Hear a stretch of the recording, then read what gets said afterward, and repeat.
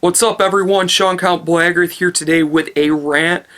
This time it's about a subject I've been really wanting to touch base on for quite some time, but due to a recent death in the metal community, I decided that it's time to make this rant. This is a double rant with my good buddy Brandon over at Absent Productions, and the title of this is "We Shouldn't Worship the Dead," which was a line written by a man named David Gold from the band Woodsy E. Pray, who passed away, and I felt like it was something very fitting to use for this. And basically the premise of this is whenever a musician, or just really people in the public eye in general, pass away, they're blown up to this status of being a god, of being legends, that goes beyond what they really were in real life, or what people would even say about them before their passing. There's a lot of examples of this that happen, especially in the metal community, and that's what I'm here to talk about, is to really, you should respect the memory, respect the accomplishments, and keep on enjoying the work, but don't bring these people up to the status of what they never really were. A great example of this is the Rev from Avenged Sevenfold. When he passed away, no one said anything about his drumming. He's the drummer for Avenged Sevenfold. When he passed away, that's when people were like, he was the greatest drummer of all time. He had the most unique and original drum beats, when in reality it's just stuff that has been done before thousands of times, and there's drummers that are better. I have tons of respect for him and his memory and what he's done and his accomplishments for his musical career, but he wasn't the best. Recently, when Jeff Hanneman passed away, by God, I loved a lot of those Slayer albums. He wrote some really, really good riffs, but people are now saying he was the greatest thrash guitarist. He was one of the best guitarists of all time. They do the same with Chuck from Death. They do the same for Dimebag Darrell. Same has been done for Cliff Burton. When it comes to vocals, I've heard it in passing about Mitch Lucker, and I really hear this a lot, especially since I'm a black metal guy, that Dead was the greatest black metal vocalist, even though no one really heard too much of him, considering he only did a live album, a couple demo tracks, pre-De Mysteriis recordings, and a couple bootlegs, and the Morbid recordings. It's just a thing that really needs to sort of stop, in my opinion, is blowing these guys up to the status of what they never really were. I'm pretty sure Jeff wouldn't want to be called the greatest guitarist of all time. I'm pretty sure Cliff Burton wouldn't want to be said about him that he was the best bassist of all time. I'm sure the Rev wouldn't want to be called the best drummer of all time. In a way, it's almost disrespectful to the memory of these guys. So just remember them and what they've done, but don't worship them. Don't, once again, blow them up to this legendary status of what they're honestly never really were.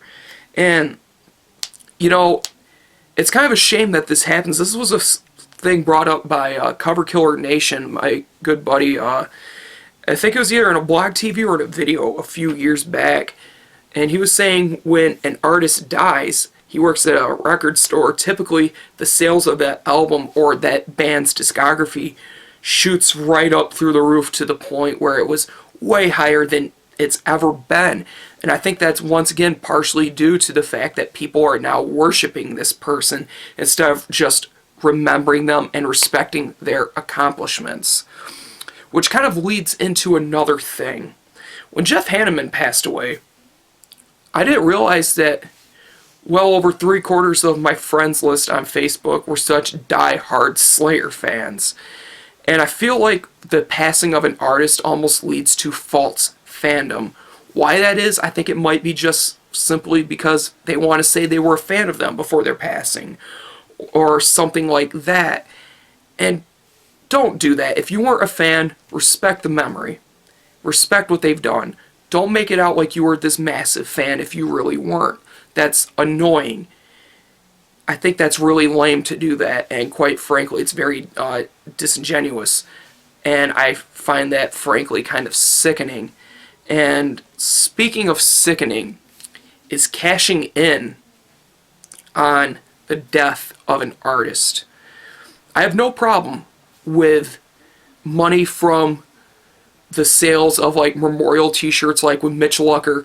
All of those t-shirts, the sales of that go directly to his daughter Kennedy and her education fund. I think that's fantastic. I think the Death to All tour is a great idea. I'm not a fan of death, but I think it's a fantastic idea to have the money go to charity. I think that's a great thing, and personally, I love that idea. But Dimebag Darrell, I think, has been one of the most cashed-in deaths I have ever seen. Usually when an artist passes away, you'll have the memorial t-shirt, which is a run of maybe 5,000-10,000, and that's gone. With Dimebag, Dean Guitars have done a whole line of guitars of Dime. They have done, there's t-shirts, shot glasses, hoodies, wristbands, you name it, there's something of Dimebag Darrell. Wallets, it's ridiculous. I find that personally sickening that they're using the death of an artist to cash in.